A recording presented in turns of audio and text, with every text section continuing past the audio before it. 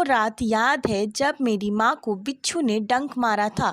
The word stung here means काट लेना या फिर डंक मारना। 10 hours of steady rain had driven him to crawl beneath a sack of rice. इस लाइन में पोएट कहते हैं कि 10 घंटे की लगातार बारिश की वजह से वो स्कॉर्पियन जो है वो घर के अंदर आ गया था और चावल की बोरी के नीचे छुप गया था। Parting with his poison flash of diabolic tail in the dark. इस लाइन में पोएट बताते हैं कि कैसे उस बिच्छू ने उनकी माँ को डस लिया था।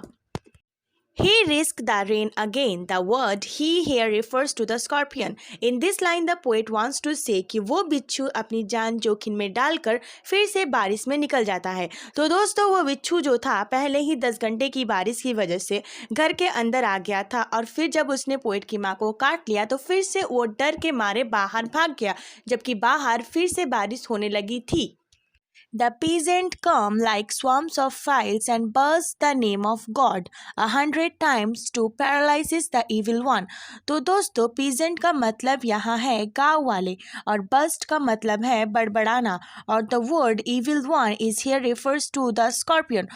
So इस लाइन का मतलब होता है कि गांव के लोग तुरंत आ गए, जैसे मक्खियाँ एक जगह इकट्ठा हो जाती है और वो सब भगवान से प्रार्थना करने लगे कि वो बिच्छू पैरालिसिस हो जाए। With the candles and with the lanterns, throwing giant scorpion shadows on the mud bucket walls, they searched for him, he was not found. The word giant scorpion का मतलब है कि वो सब गाँव वाले ऐसे चलकर आ रहे थे कि उनकी परछाई मिट्टी के दीवारों पर बड़े बड़े स्कॉर्पियन के जैसे लग रहे थे। The word him here refers to the scorpion.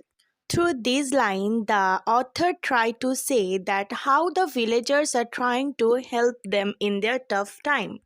They clicked their tongue with every movement that the scorpion made his poison moved in mother's blood, they said.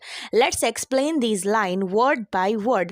तो इस लाइन में पोएट कहते हैं कि उनके गांव वाले ये कहते हैं कि वो बिच्छू जितनी मूवमेंट करेगा उतनी ही जल्दी वो पॉइजन जो है उनकी मदर की बॉडी में सर्कुलेट हो जाएगा। May he sit still, they said.